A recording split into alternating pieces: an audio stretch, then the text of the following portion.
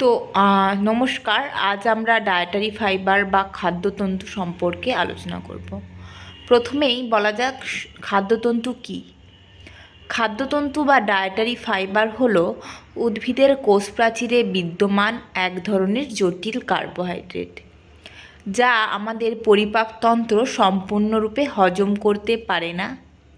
এটি প্রধানত ফল, শাকসবজি, শস্যদানা ও ডাল জাতীয় খাদ্যে পাওয়া যায়।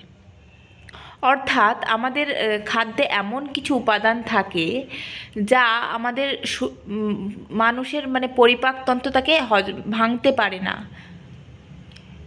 এবং এটি একটি শর্করা জাতীয় জটিল কার্বোহাইড্রেট যা প্রধানত উদ্ভিজ্জ সোর্স থেকে আমরা পেয়ে থাকি। এবার প্রশ্ন আমাদের আসতেই পারে, এটিও তো একটি শর্করা, আমরা তো বিভিন্ন রকমের শর্করা খেয়ে থাকি, তাহলে এই শর্করা কেন আমাদের বডি ভাঙতে পারছে না? তো বলা যায় যে আমরা যে সমস্ত শর্করা খাই, যেমন ভাত বা রুটি, ভাতে থাকা এই যে স্টার্চ অনেকগুলো স্টার্চে থাকা মনোমারগুলি কি না আলফা গ্লাইকোসাইডিক বন্ড দ্বারা যুক্ত থাকে, যা আমাদের লালারস বা অগ্ন্যাশয় রসে থাকা আলফা অ্যামাইলেজ দ্বারা সহজেই পাচিত হতে পারে বা ভেঙে যেতে পারে। কিন্তু খাদ্যতন্তুতে থাকা মনোমারগুলি পরস্পরের সঙ্গে β14 গ্লাইকোসাইডিক বন্ড দ্বারা যুক্ত থাকে, যা আমাদের অগ্ন্যাশয় রস লালারসে থাকা আলফা অ্যামাইলেজ উৎসেচক দ্বারা ভাঙতে পারে না। অর্থাৎ আলফা অ্যামাইলেজ কখনোই বিটা বন্ডকে ভাঙতে পারে না। তাই যেহেতু খাদ্যতন্তুতে থাকা মনোমারগুলি β14 গ্লাইকোসাইডিক বন্ড দ্বারা পরস্পর যুক্ত থাকে, তাই খাদ্যতন্তু আমাদের বডিতে ভাঙতে পারে না।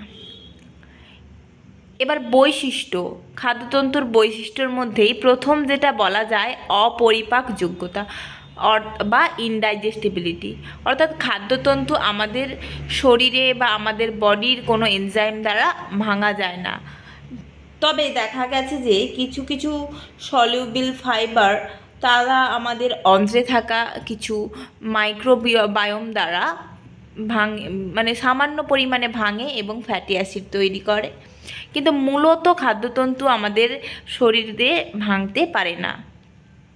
দ্বিতীয়ত বলা যায় জল ধারণ ক্ষমতা।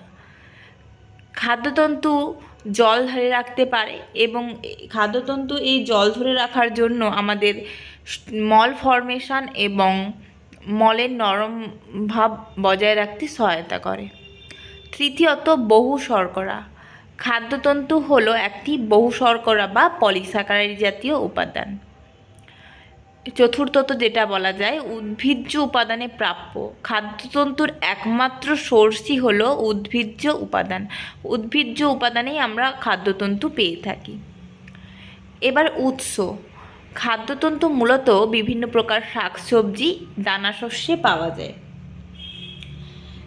এক্ষেত্রে বলা যায় যে কী ধরনের খাবারে আমরা পেয়ে থাকব না, আমরা বলে থাকি যে খাদ্যতন্তু মূলত হোল গ্রেনস বা খোসা সমেত শস্যদানা, খোসা সমেত ডাল ইত্যাদিতে বেশি পরিমাণ থাকে।